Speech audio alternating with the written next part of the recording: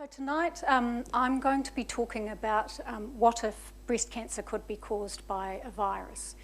And just to start with some background, as you will know, breast cancer is a really major cause of illness and death throughout the world. So it's the most frequently diagnosed cancer in women throughout the world, with 1.4 million women being diagnosed worldwide every year, and over 450,000 women die from breast cancer each year. And unfortunately, New Zealand is one of the highest risk countries in the world for breast cancer. If we look at this map, it shows the age-standardised incidence of breast cancer throughout the world. And age standardising means that takes into account differences in the size of the populations between the different countries, but also takes into account the different age structures of the different countries. So, for instance, because the risk goes up with age, you'd expect to find higher numbers in countries where there's a higher proportion of older people. So age standardising means that you can make a fair comparison between countries with different age structures. And what you can see here is that there's a major difference between high-risk and low-risk countries. So countries like Australia, New Zealand, Western Europe, and the US have very high rates of breast cancer, about 4 to 5 times the rates in the low-risk countries, which tend to be countries in Asia and Africa. In New Zealand, breast cancer is the most commonly diagnosed cancer in women, and every year more than 2,700 women are diagnosed in New Zealand.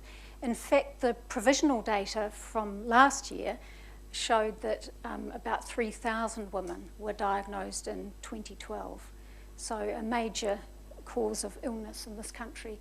And every year over 600 women die from breast cancer in New Zealand. The good news, though, is that mortality rates are dropping in New Zealand. So in the last 20 years, the death rate in New Zealand from breast cancer has dropped by more than 20%. It hasn't dropped quite as much incidence of breast cancer than other women in New Zealand. What I want to do now is just talk quickly about the risk factors that we know of for breast cancer. And the two most important risk factors are whether or not you're male or female and your age. So although men can get breast cancer, they have about 100th of the risk of women. So whereas in New Zealand between 2,000 and 3,000 women are diagnosed every year, there would be between 20 and 30 men diagnosed with breast cancer each year. Age is a really important risk factor, so the risk of breast cancer climbs very steeply with age in women and in men, actually. And so the risk for a woman aged over 60 is more than 20 times the risk of a woman aged under 30. So quite a major difference in risk according to age. Other important risk factors are inherited susceptibility, firstly, so that women who have a family history of breast cancer have an increased risk themselves. But the risk can be very variable. So, for instance, a woman who has a relative who was diagnosed with breast cancer in her old age is not actually at particularly high risk herself. And that's because breast cancer is so common in New Zealand in women at older ages. But a woman who has a family history of breast cancer in her mother, perhaps, or sister, and when they were diagnosed at a young age, that woman does have an increased risk compared with women without a family history. The contribution of inherited susceptibility to breast cancer is thought to account for less than 10% of all breast cancer. So it's not the major cause, in other words, in breast cancer in women. Risk factors that relate to women's past history include having had cancer in the other breast, which increases the risk of developing cancer in the next breast. Also, having increased breast density, which basically means that you have more glandular tissue in your breasts, will increase the risk of breast cancer slightly. And also having had a benign breast lump increases the risk of cancer. Exposure to ionising radiation increases the risk, and the reason we know that is from what happened after the bombs were dropped in Hiroshima and Nagasaki. And we know that women who were closest to where those bombs were dropped have higher risks of breast cancer, and women who were further away have lower risks. So it's like a dose-response effect related to the level of radiation. But the other interesting thing about radiation is that the women who were young at the time of exposure have higher risks later on than the women who were older at the time of exposure. So it seems to be that radiation affects breast tissue at the time of development of the breast to a greater extent. There's also a group of risk factors here known as the reproductive risk factors. So the risk of breast cancer goes up slightly for women who start menstruating young, so early menarche, and for women who have a late menopause. Similarly, women who were older when they first gave birth have a higher risk than women who were younger, and women who have not given birth at all have a higher risk than women who have given birth, and particularly women who've had several pregnancies. Also, exposure to hormones can increase the risk of breast cancer. Current and recent use of the oral contraceptive pill slightly increases the risk of breast cancer. But of course, most of the women taking the pill are at low risk of breast cancer because of their younger age. And so many women will weigh this up and decide that the benefits of taking the pill outweigh the risk, because there are also health benefits of taking the pill. However, for hormone replacement therapy, where current and recent use increase the risk of breast cancer, those women are at higher risk already because they're in the older age group. And in fact, in New Zealand, it's estimated that association with hormone replacement therapy explains about 7 to 10% of breast cancer occurring in New Zealand. And in many countries in the world, once hormone replacement therapy use started to decline, breast cancer rates declined as well. And it's likely that the two things are related. And then finally, there are some lifestyle risk factors associated with breast cancer. Alcohol, so we're talking about high levels of alcohol consumption, but that does increase the risk of breast cancer. Being overweight post-menopause increases the risk as well, whereas being overweight before the menopause protects against breast cancer for reasons that people don't completely understand. Although it's thought that possibly being overweight after the menopause provides extra estrogen from fat cells.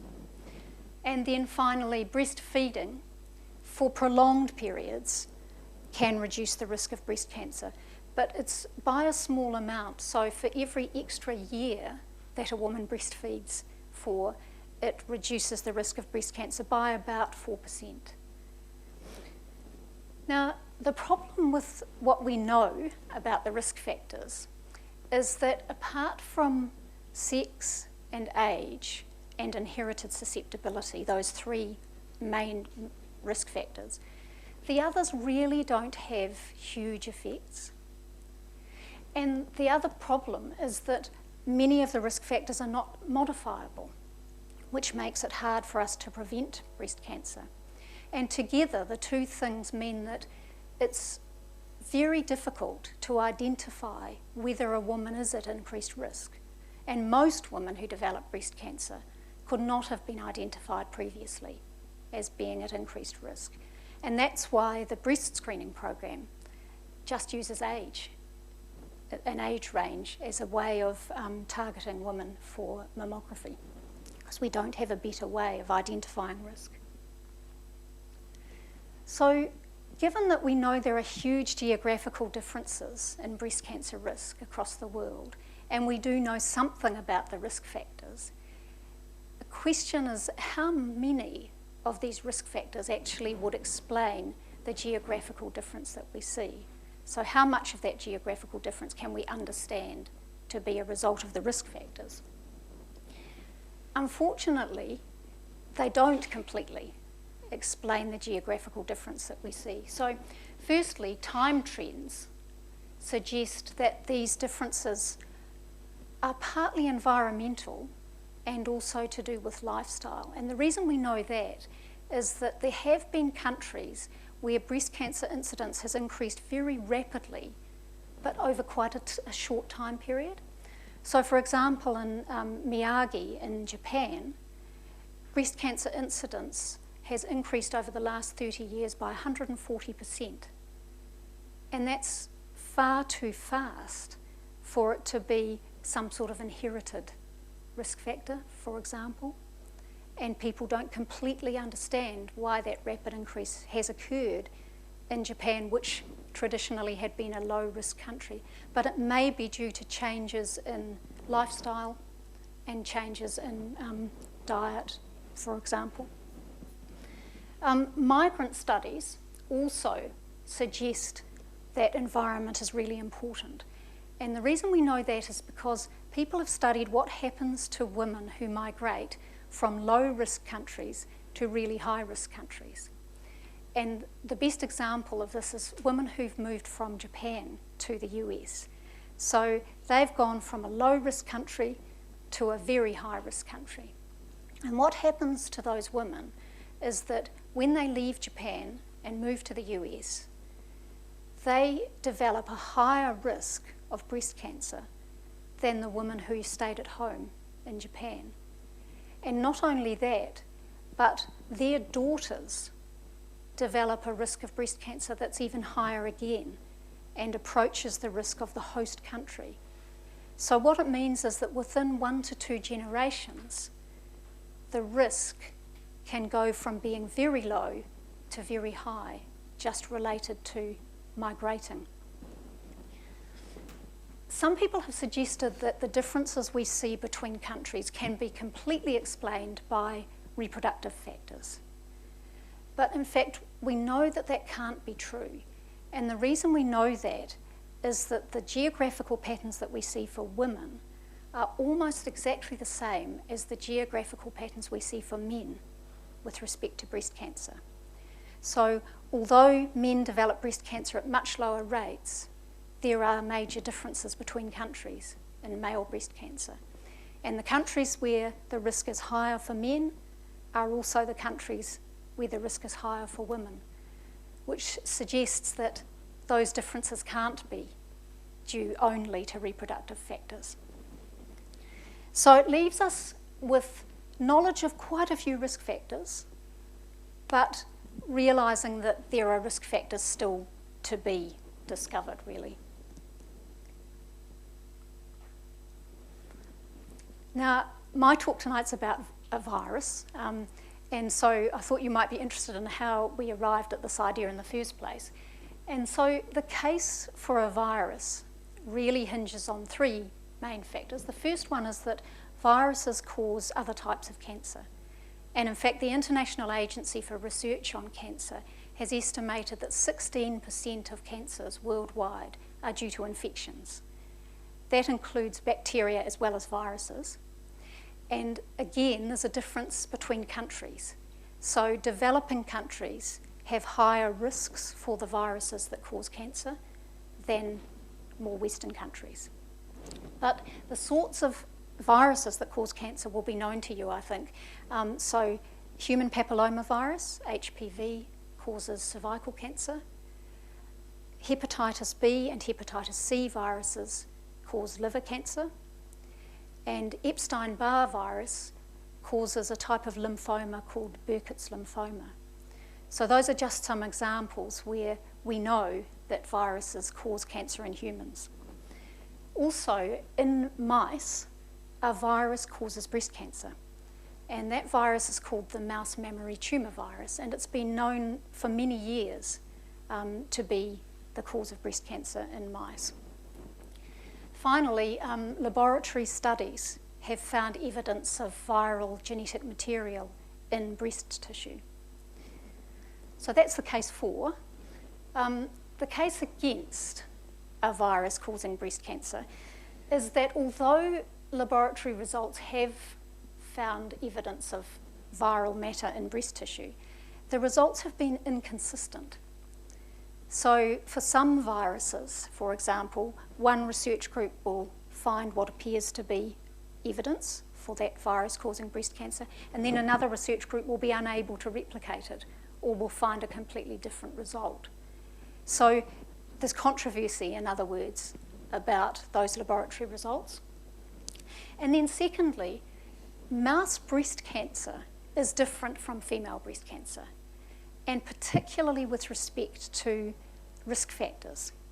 In mice, the mouse mammary tumour virus is transmitted through the mother's milk to the baby mice. And we know that because if you take a mother mouse who's at high risk from breast cancer and allow her to breastfeed her offspring, then they too will be at high risk of breast cancer. If you take away her offspring after birth and they're fostered by another mouse who doesn't have the virus, then those offspring won't develop the virus either. So it's clear that this is something that's transmitted in milk. And if a mouse has numerous pregnancies, then her risk of developing breast cancer goes up quite steeply, whereas in women the opposite applies. So in women, having many pregnancies is protective against breast cancer. Also, in humans, being breastfed doesn't increase your risk of breast cancer. Even if you are breastfed and your mother later develops breast cancer, it doesn't increase your risk. So clearly, if a virus causes breast cancer in humans, it has to be transmitted in a different way from the virus that causes breast cancer in mice. So, given all of that background, the hypothesis that I developed some years ago now is that breast cancer could be caused by a virus, but it would have to be transmitted in a different way from the mouse breast cancer virus. And it would also need to be found throughout the world, since breast cancer is found throughout the world, but it would need to be transmitted in some way that perhaps could explain or contribute to our understanding of the geographical differences that we see for breast cancer. So the hypothesis that I developed was that breast cancer could be caused by late exposure, and by that I mean in adulthood rather than in childhood, to a common virus, such as cytomegalovirus. Now, cytomegalovirus is a very, very common virus. So it's found throughout the world, even in isolated populations. But patterns of infection differ markedly between countries. So throughout most of the developing world, children are exposed and infected with cytomegalovirus and develop antibodies before they're young children, while they're toddlers really. Whereas in Western countries such as New Zealand and Australia, about 50% of people still haven't been infected when they reach adulthood and don't have antibodies to the virus. Japan is an interesting outlier, which I think potentially strengthens the case for cytomegalovirus and breast cancer. And that's because Japan is a developed country, but it's a country where almost everyone has been exposed and developed antibodies to cytomegalovirus in childhood. So The other thing with cytomegalovirus, apart from the patterns of transmission, are that infection in childhood usually causes no symptoms.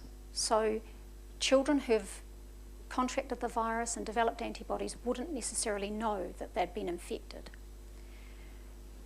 That's not the case for children who are infected congenitally.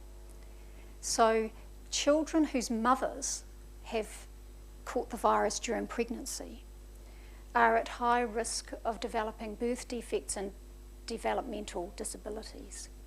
And that's because they don't have any sort of protection against the virus, and unlike many viruses, CMV can actually cross the placenta and damage the child before it's born. And in fact, cytomegalovirus is one of the major causes of birth defects in the developed world. And that's because in the developed world, women of childbearing age may not necessarily have already been exposed in childhood. So they're at risk of being infected when they're pregnant. If they're infected for the first time, there's a 30% chance that the child could be affected in some way by that virus. If the woman has already been exposed to cytomegalovirus in childhood, but then she gets exposed to a different strain of the virus, then the risk of the child being affected is only about 1%. So clearly there's an important factor to do with already having had antibodies produced to cytomegalovirus, even if you're exposed to a different strain.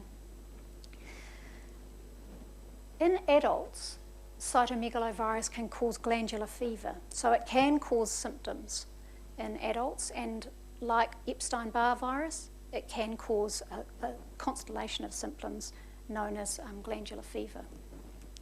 And after infection, CMV remains latent in the body, like many herpes viruses. And it actually takes a lot of effort on the part of our immune systems to keep that virus under control. It takes huge resources from the immune system for healthy people to keep the virus latent. And people who are immunosuppressed, who are infected with cytomegalovirus, can actually be killed as a result. And this virus has actually been implicated in what's called immunosenescence. And what that means is that as people get older, their immune system becomes less able to fight off disease and infection.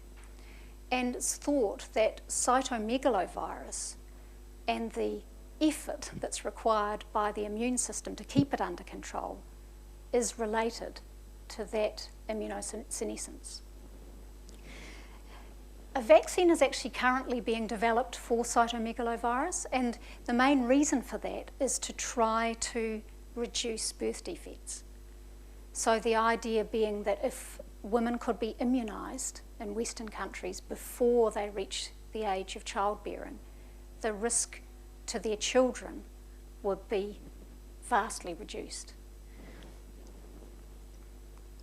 So taking into account the information about cytomegalovirus, I compared countries with respect to the percentage of adults who had antibodies to cytomegalovirus and the breast cancer rates in those countries.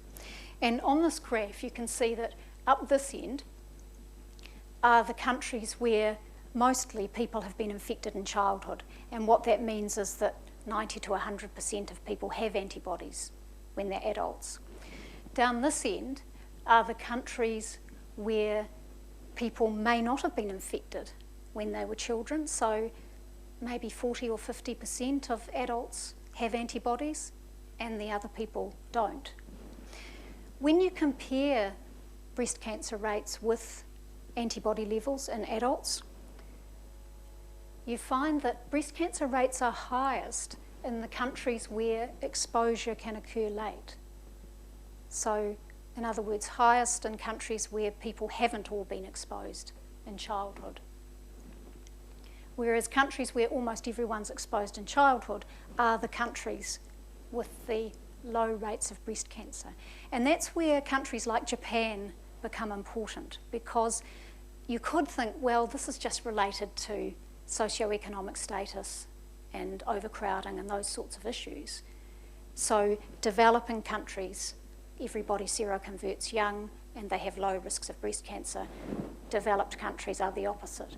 But in fact, Japan and countries like Japan don't fit that pattern, because they actually do have people seroconverting very young, and they have the low risks of breast cancer, which fits the hypothesis.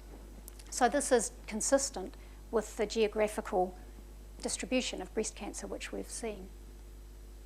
Now, the problems with that study are several. The first is that that type of study can't actually provide strong evidence. And that's because that type of study, where you're just comparing whole countries with respect to a risk factor or a possible risk factor and a disease, are called correlational studies. And as you know, correlation doesn't equal causation. So just because two things are associated or correlated doesn't mean that one thing causes the other. So that's a limitation of that study. The second limitation is that an association that you see at the level of a whole country doesn't necessarily reflect what's going on at an individual level. So what's actually happening with women in terms of cytomegalovirus and breast cancer. And then lastly, with that type of study, you really don't have control of the other risk factors. So you're left with the possibility that when you find an association between cytomegalovirus and breast cancer, it could actually be due to a third factor, one of the other risk factors for breast cancer being associated with cytomegalovirus. So given those limitations, we decided that we needed to carry out a study where we could look at individual women and their risk of breast cancer and cytomegalovirus. So with colleagues in Australia, we carried out a study where we compared blood samples from women with breast cancer and blood samples from women who didn't have breast cancer. And we measured antibody levels in the blood samples for cytomegalovirus. The lab staff who measured those antibodies didn't know whether the sample came from a woman with breast cancer or a woman without breast cancer. So in other words, they couldn't be influenced by knowing which sample was which.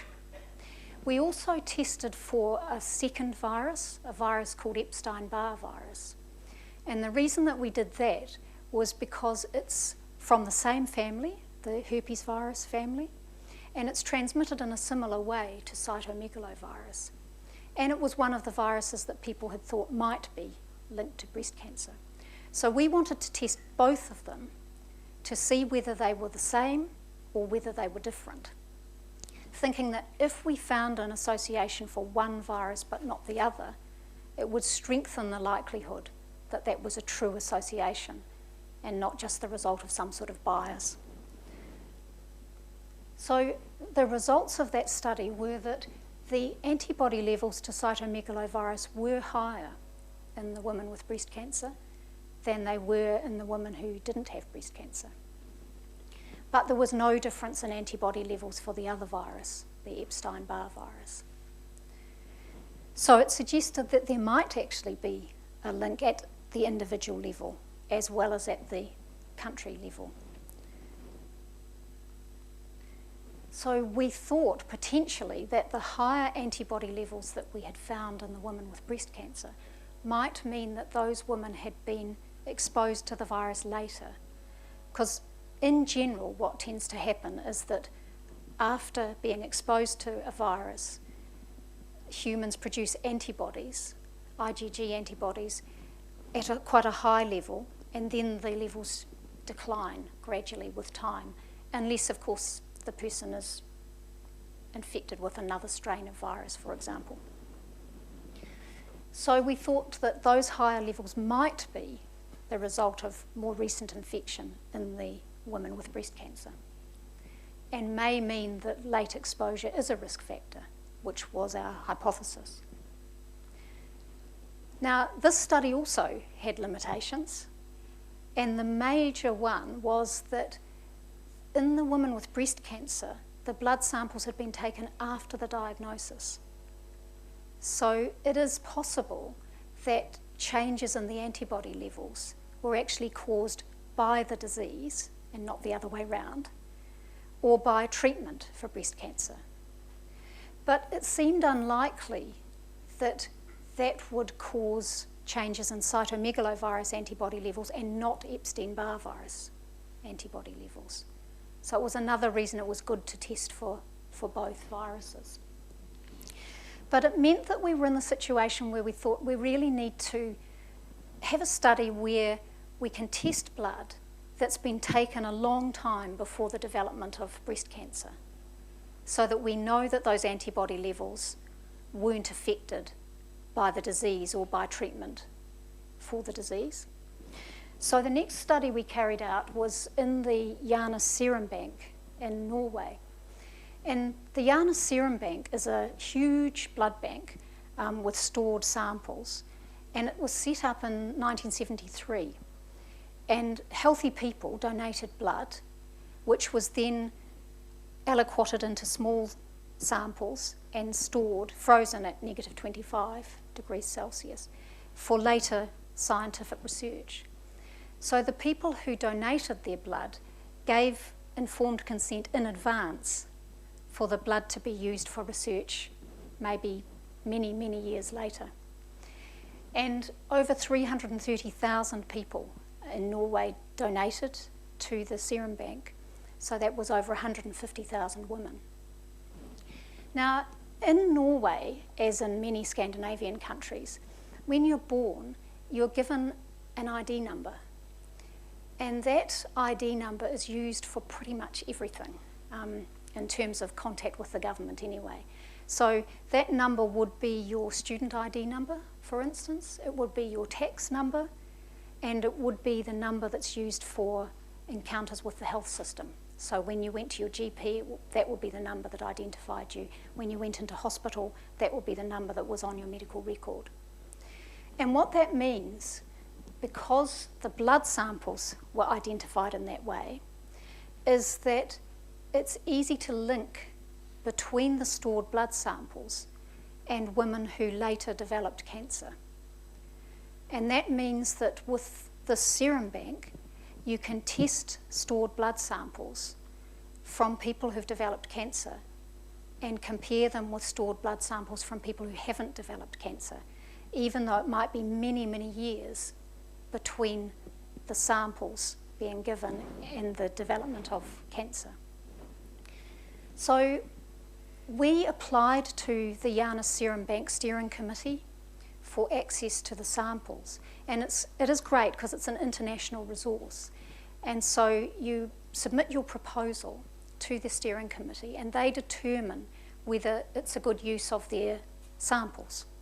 And then if they think that it is, it's up to you to apply for the funding to test the samples in your own country. And so that's what we did. And the Canterbury Medical Research Foundation paid for the tests, which were carried out in Norway. So we tested samples from women with breast cancer who had given a blood sample which was 4 or more years before they'd been diagnosed. And we also wanted to test one earlier sample so that we could see what happened if women seroconverted, in other words, went from having no antibody levels for cytomegalovirus to having antibody present, or what would happen with changes in antibody levels. And for each woman with breast cancer, we tested samples from a woman within the same 5-year age group who had also given 2 samples at about the same time as the woman with breast cancer. So the idea there was, although there's no evidence that the antibodies degrade with storage or get damaged, we wanted to be absolutely certain that we were comparing like with like. And what we found in this study is that CMV antibody levels were more likely to have increased between the first and the second sample in women with breast cancer than in women without breast cancer. But also we found that women with breast cancer were 4 times as likely to have seroconverted. So in other words, to have been infected between the 2 samples. And so clearly they would have been infected as adults rather than as children. And the difference was even greater for women who had had children. Again, we tested for Epstein-Barr virus, so we could compare the findings for the 2 viruses. And as with our earlier study, there was no relationship between Epstein-Barr virus and breast cancer. So our interpretation of these findings was that our hypothesis of higher antibody levels being associated with breast cancer and was supported in this study and also in the previous study. Also that infection in adulthood, in other words, going from having no antibodies to having antibodies in adulthood, was associated with breast cancer. And it may mean that late exposure to cytomegalovirus is a risk factor for breast cancer. What it also may mean, though, is that reinfection is a risk factor.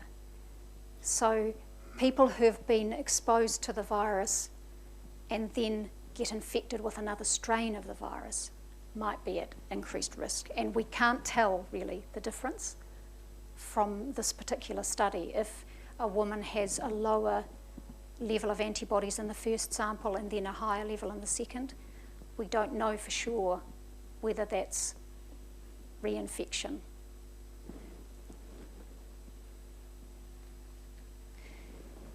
We think that we were the first research group to really start studying cytomegalovirus and breast cancer. But in the last couple of years, more research groups have started to be interested in cytomegalovirus and breast cancer. And those groups have found some really interesting findings. So some lab groups have found that CMV is detected in a higher proportion of breast cancer tissue samples than in normal samples, and a statistically significant difference that couldn't just be a chance finding. CMV is also related to survival in women with breast cancer. So women who have high antibody levels tend to have poorer survival from breast cancer, but CMV levels are not related to disease progression in women with breast cancer. And then lastly, there seems to be some evidence that CMV may have an effect on the immune system, which increases people's susceptibility to breast cancer. So where to from here for our research group? We have 2 studies underway now. The first one is a quantitative PCR study, which has been funded by the Canterbury Medical Research Foundation. And the second is the Finnish maternity cohort study, which has been funded by the Health Research Council and the New Zealand Breast Cancer Foundation. And I'll just briefly describe what we're planning to do with those. So the quantitative PCR study, we're carrying out in collaboration with our colleagues at the University of Otago School of Medicine here in Christchurch, so just down the road. And what we're doing here is using tissue samples from the Christchurch Tissue Bank, which is a tissue bank that's funded by the Cancer Society. And so we will compare breast cancer tissue with normal tissue from the same women, and also with normal tissue from women who have never had breast cancer. And what we're looking for in the tissue samples is evidence of viral DNA, so cytomegalovirus and Epstein-Barr virus DNA in the samples.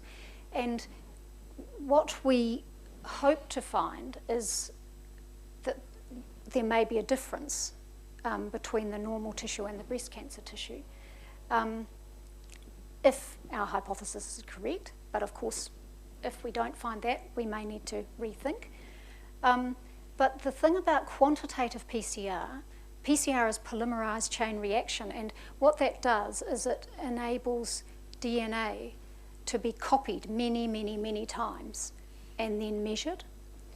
And quantitative PCR allows you to actually measure the amount of DNA in a tissue sample rather than just being able to say, yes, the DNA is there, or no, it isn't.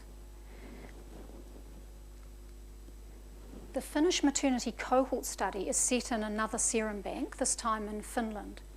And this serum bank is much larger than the Janus serum bank in Norway. And it's a serum bank which actually was set up as a screening mechanism for pregnant women. So the idea is that pregnant women in Finland give a blood sample and they're tested, they're screened for any infection or other problem that could affect their babies. And those women have donated extra blood to the serum bank. So rather similar to the Janus serum bank, it's quite altruistic. They've said, yes, you can have extra blood and store it and use it for research later on. And the serum bank covers 99% of all pregnant women in Finland. And there are over 700,000 women now who have given samples to the serum bank. And because women have more than one child and they're tested in every pregnancy, that means there's more than 1.4 million samples in the serum bank. And again, because Finland is a Scandinavian country, they have national ID numbers, which means that you can link between the stored samples and the development of cancer later in life. And of course it would normally be much later in life because the women give the blood when they're very young, but usually don't develop cancer until many, many years later. The advantage of testing in this particular serum bank, several advantages. One is that the samples are taken at a younger age than they were in our previous serum bank study, which means that a higher proportion of the women will not have seroconverted at the time of the first sample, because Finland is a country like New Zealand, where there's a high risk of breast cancer and people don't all get exposed to cytomegalovirus when they're children. Also, we'll be able to, because we have serial serum samples from the women who have had more than one child, we'll be able to get a much better idea about this difference between seroconverting and reactivating antibodies to a virus. Also, Finland has a very good system of linkage using their national numbers, which means that in this study we'll be able to adjust for the presence of other risk factors for breast cancer by linking between various databases in Finland. And again, the women in this study have already given informed consent for that to happen. And when you apply to carry out a study and it's approved, then a specific ethics committee application is put forward in Finland, and the study can't start until that proposal's received ethics committee approval. So what we hope as a result of all of this is that we may be able to find a way to prevent breast cancer in some women. Of course, we don't know whether that will be the case, because we just keep going down a track, but we don't know for sure whether it ends in a blind alley or not, really. But if we did find that late exposure to cytomegalovirus increases the risk of breast cancer in some women, potentially you could use that information to test for cytomegalovirus in adult women and identify women who may need more intensive breast screening, for example, because they might be at higher risk due to late exposure. Or it might be possible to immunise against CMV in childhood, which in effect would mean that you were converting Western countries such as ours to be more like countries where everybody gets exposed when they're young. And of course that's something that people want to do anyway, to try to reduce the risk of birth defects associated with cytomegalovirus. And lastly, I'd just like to thank all my research colleagues and also the women who have taken part in the studies and who gave the blood samples that we've been testing, and the funders of this research. So the Wayne Francis Charitable Trust, which provides support for our research group, the Canterbury Medical Research Foundation, which has now funded 2 of our studies, the Health Research Council of New Zealand, the Cancer Society of New Zealand, and the New Zealand Breast Cancer Foundation. So thank you very much.